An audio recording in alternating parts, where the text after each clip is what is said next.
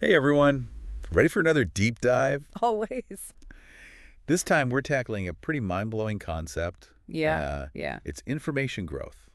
Okay. And we're going to be looking at how it all happens, what it means for us, Right. and maybe even how it could affect democracy in the future. Wow, that's a big one. It is. It's a big one. Yeah. We're talking economics meets physics here. Oh, wow. So get ready to get your mind. I'm intrigued already. Yeah, it's going to be a good one. We've got some excerpts from Cesar Hidalgo's book, Why Information Grows, Oh, to interesting. dig into. And we've also got this really thought-provoking interview that I think you're going to find fascinating. Well, I always love a good interview. So basically, we're going to be tackling some pretty big questions like, Hmm. how do societies even accumulate knowledge in the first place? Right. And is there some kind of connection between, like the complexity of the things we create and the information we need to make them? Mm-hmm. And get this, could we actually be heading towards like an augmented democracy? Augmented democracy. Yeah. I've never heard that one before. Yeah. Powered by AI algorithms. Okay, now that's where it gets really interesting. That is where it gets really interesting. Yeah. So Let's dive in. let's dive in. Okay. So, I think a lot of times when we think about information, we think of it as just facts and figures, right? All right, just data points. Yeah, data. Yeah. But Hidalgo, he kind of flips that whole idea on its head. He does. He says information is actually like embodied in the physical objects around us. Oh, wow. So it's not just what we know, it's what we as a society Can make. can create. I get Exactly. that. So I don't know if that makes sense, but Well, no, I think I'm getting it, but I think an example might help. okay, yeah, good point. So give me an example. So, like, think about an airplane. Okay. You don't just build a plane by knowing, like a couple facts about how things fly. Right. It represents, like, this massive network of knowledge that's been built up over centuries. Okay. Like from understanding aerodynamics, which is a whole science in itself. Yeah. To like the really complicated metallurgy you need to make a jet engine. Right. And even think about like the computer systems on board. Oh, yeah. That's like tons of information embodied in software. So like every rivet, every line of code, it's like a testament to information that's been built up. Right. It's all built on what came before. Wow. Yeah. Dude. And here's where it gets even more interesting. Okay, lay it on me. Hidalgo argues that like a society's ability to make really complex products, Uh-huh. it's directly tied to their economic growth. Oh, that's interesting. Yeah. So the more information a society can embody in the things it makes, Okay. the more prosperous it tends to be. So basically like societies that are stuck making simple tools, they're kind of limited in their information and their economic growth. Right. They just don't have access to the same level of knowledge. Wow. Yeah. And it really makes you think about everyday things differently. Uh-huh. Like, think about your smartphone. Okay. It's not just a gadget.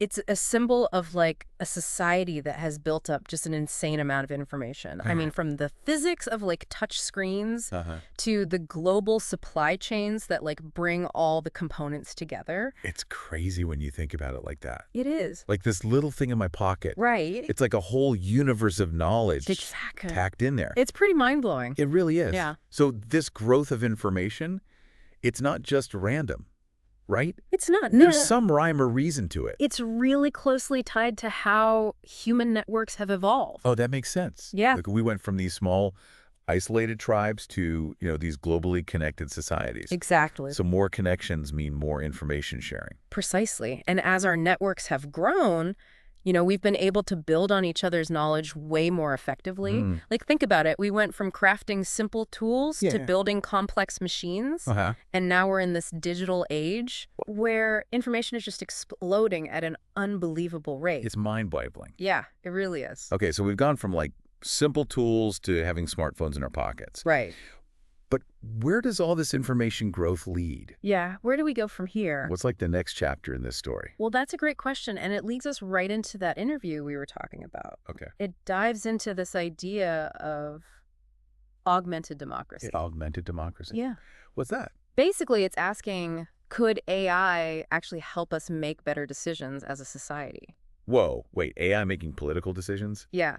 That's kind of... It's a little freaky, right? Yeah, it's fascinating, but it's also like a little terrifying. I know. It's a lot to unpack. So how would that even work? So imagine, like, instead of just voting for a candidate, we could vote on specific policies. Okay. And AI algorithms could, like, take all this data about our preferences and needs and figure out the best way to actually implement those policies. So it's like taking all the opinions and data out there and using AI to find solutions that actually work for everyone. Exactly. It could potentially make democracy way more direct Yeah. and responsive to what citizens actually want. That sounds pretty good in theory. But Yeah, what about like a manipulation or bias? right. Like who controls these algorithms? That's a huge question. What if it ends up being controlled by like a small group of people or corporations? Yeah, Then they could just push their own agenda. exactly. You're hitting on all the key concerns. Yeah. And the interview actually addresses all of that too. Okay. The interviewee, he talks about the need for transparency, Right. safeguards to make sure these algorithms are accountable to the public, Mm-hmm. and that everyone has access to the information they're using. So it's like a tightrope walk, Total. using the power of AI, but making sure it doesn't get hijacked for someone else's benefit. Yeah, it's a tricky balance for sure.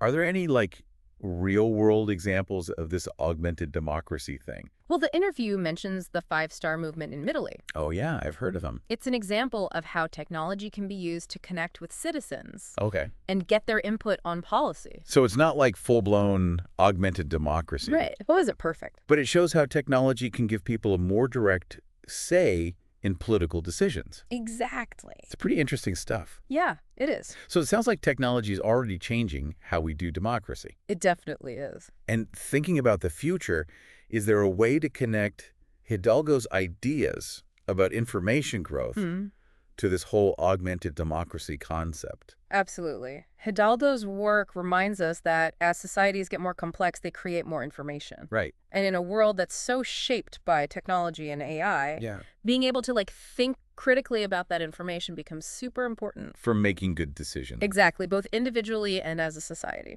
So it's not just about having access to more data. No. It's about being able to sift through it all, Right. separate fact from fiction, Yeah. and actually make sense of it You got it. It's like information literacy becomes this crucial skill. in the digital age. Yeah, it's like a currency almost. The currency. It's what empowers us to navigate this crazy, complex world. Wow. I like that information as currency. Yeah, it's powerful stuff.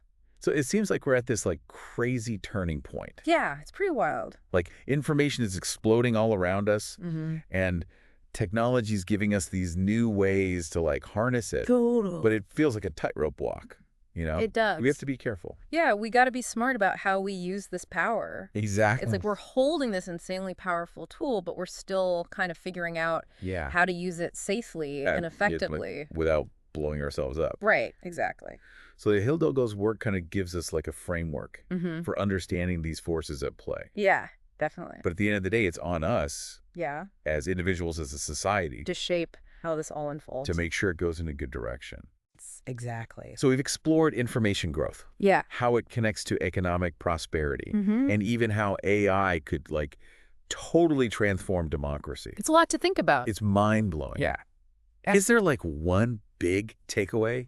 One big takeaway. What you want our listeners to walk away with? I'd say this: in an age where information is growing so fast, our ability to really evaluate information to figure out what's true and what's not, Right. that's never been more important. That's like we all have to become these like information detectives. Yeah, I like that. Constantly like sifting through clues, trying to figure out what's real and what's fake. Exactly, because the choices we make, Yeah. they don't just affect us personally. Right. They shape the future of our entire society. They really do. Yeah.